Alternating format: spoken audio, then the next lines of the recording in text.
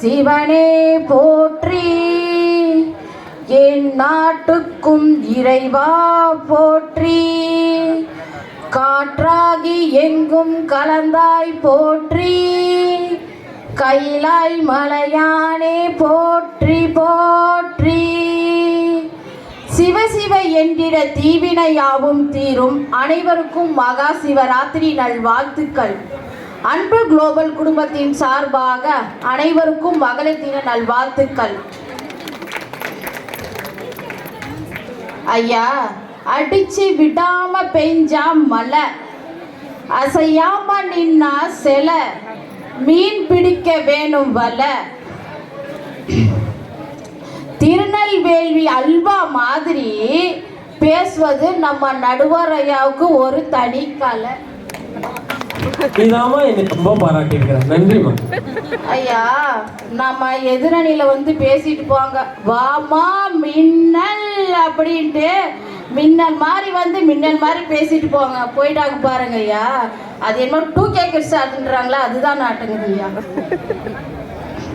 நடுவர் ஐயா, நம்ம நாட்டுக்கு முதல்ல சுதந்திரம் வாங்கி கொடுத்தது யார்? ஆனா பெண்ணா? நல்லா சொல்லுங்க, கொஞ்சம் சவுண்டா சொல்லுங்க.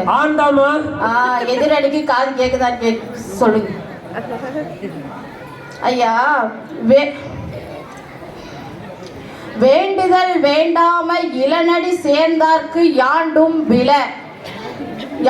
இல, விருப்பு வெறுப்பு இல்லாத கடவுளின் திருவடிகளை பொருத்தி நினைக்கின்றவர்களுக்கு எப்போதும் எவ்விடத்திலும் துன்பம் இல்லை. அதாவது வாழ்க்கை என்ற ஒரு பாடம் வந்து 2 வரிகள்ல சொல்லி எழுதி இருக்கிறது வந்து திருவள்ளுவர் தான். அந்த திருவள்ளுவர் ஒரு ஆணா பெண்ணா? சொல்லுங்க, நல்லா சொல்லுங்க. ஐயா, ஒவ்வொரு வீட்லயும் வந்து பட்டிமன்றம் நடக்குதுங்கய்யா. ஏன்னா இங்க வந்து பட்டிமன்றம் வந்து நம்ம மேடை போட்டு பேசுறோம், அவ்வளவுதான். இங்க நடுவர் இருக்கிறாங்க, நடுவர் வீட்டுல இல்லை, அது அவ்வளவுதான் ஐயா. கல்யாணம் அதாவது கல்யாணம் பண்றாங்க, 1 வருஷம் ஆகுதுயா. 1 வருஷத்துல பொண்டாட்டி சொன்னா புருஷன் என்னன்னு சொல்லுவான்? சரிமான்னு சொல்லுவான். 2வது வருஷம் பொண்டாட்டி சொன்னா புருஷன் வந்து சரிங்கன்னு சொல்லுவான். 3வது வருஷம் இவங்க 2 பேரும் பேசுறதுக்கு கேட்டு ஒரே எப்படி கேக்குது கேளுங்க. இந்திரன் கெட்டது பெண்ணாலே, இந்த சந்திரன் கெட்டது பெண்ணாலே, நம்ம அண்ணன் கெட்டது யாராலே, ஒரு முன்னு முடிச்சு முட்டால ஆன கேளு கேளு தம்பி, ஒரு முன்னு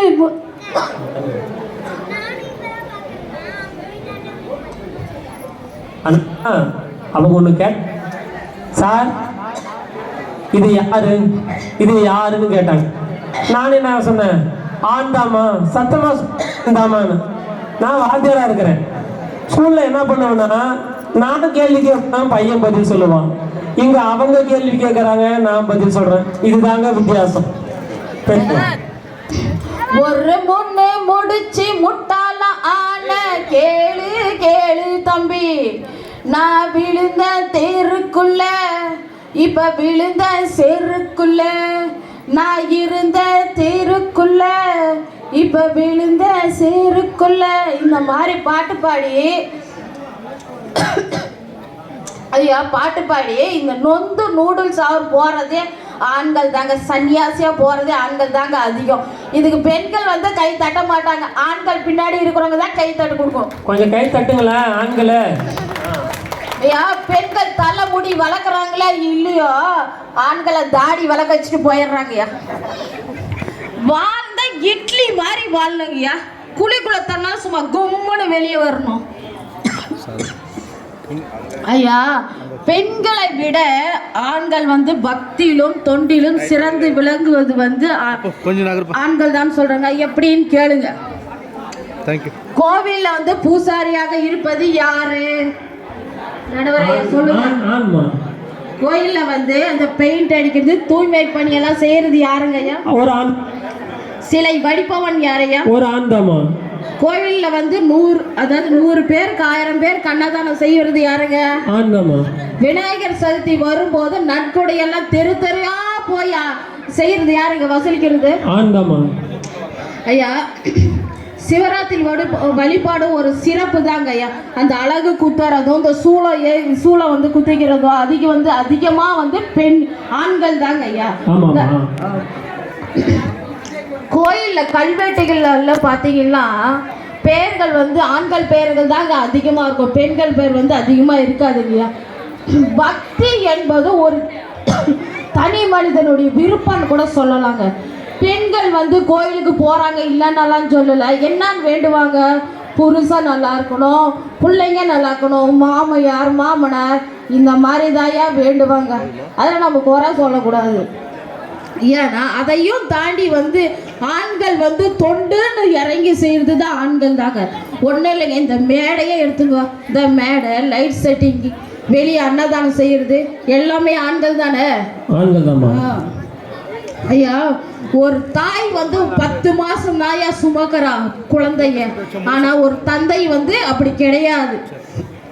வீட்டையும் பார்த்துக்கிட்டு வெளியில வந்து சமுதாயத்துல தொண்டு செய்யறது வந்து ஆண்கள் தாங்க ஐயா. புஞ்சை உண்டு நெஞ்சை உண்டு பொங்கி வரும் கங்கை உண்டு, பஞ்சம் மட்டும் இன்னும் இங்கு மாறவில்லை. எங்கள் பாரதத்தின் சோத்து சண்டை தீரவில்லை. வீதிக்கு ஒரு கட்சி உண்டு, சாதிக்கு ஒரு சங்கம் உண்டு, நீதி சொல்ல மட்டும் இங்கு நாதி இல்லை. ஜனம் நிம்மதியா வாழ ஒரு நாளும் இல்லை. இது நாடா இல்லை வெறும் காடா, இதை கேட்க யாரும் இல்லை தோழா. தொண்டுன்னு வரும்போது ஆண்கள் தாங்க ஐயா. ஐயா, பெண்களுக்கு வட்ட வட்டமா தோசை தாயா சுட தெரியும். அந்த தோசை கல்லாக இருப்பது ஆண்கள் தான் என்பது மறந்துடுறாங்க. ஏங்க பின்னாடி இருக்கிறவங்க ஆண்கள் நீங்க தாங்க கையை தட்டணும். ஐயா, பெண் தெய்வம் ஆண் தெய்வம் எல்லா கோயில்களும் இருக்கும். ஆனா அந்த பெண் தெய்வம் ஆண்கள் தெய்வங்கள் வந்து திருப்பணிகள் வந்து செய்யறது காலையில எழுந்து தன்னை சுத்தப்படுத்திக்கிட்டு மந்திரங்களும் பூஜைகளும் செய்வது அதிகமா வந்து ஆண்கள் தாங்க ஐயா. அந்த பக்தியும் தொண்டு வந்து ஆண்கள் இடத்துல தாங்க அதிகமா இருக்கு. மாங்கல்யம் தந்துனா மவ ஜீவ ஹேத்துனா கண்டே பத்மனா சுபகே தத்ம ஜீவ சரத சிதாதம். இது எங்க சொல்றாங்க? மந்திரம் சொல்லுங்க. இவ்வளவு நேரத்துல அதை ஏமா ஞாபகப்படுத்துறேன்? எனக்கு கல்யாணம் அப்போ பண்ணாருமா அது? அதையும் அந்த மந்திரம் சொல்றது ஒரு ஆண்கள் தாய. வருஷம் சொன்னவன் மட்டும் என் கையில கிடைச்சாரு, அவ்வளவுதாங்க. நல்ல நேரம் முடிஞ்சு போச்சு, நல்ல நேரம் முடிஞ்சு சீக்கிரம் தாலியை கட்டுடான்னு சொன்னாரு. அன்னையோட என் நல்ல நேரம் முடிஞ்சு போச்சுமா. ஐயா, வருஷம் முழுசும் புருஷனை மெதிக்கிறது, அடிச்சு தோச்சு மெதிச்சிடுறது. ஆனா வருஷத்துக்கு ஒரு முறை ஒரு பூஜை பண்றாங்க. அது என்னன்னு சொல்லுங்க? வரலட்சுமி பூஜை தான்.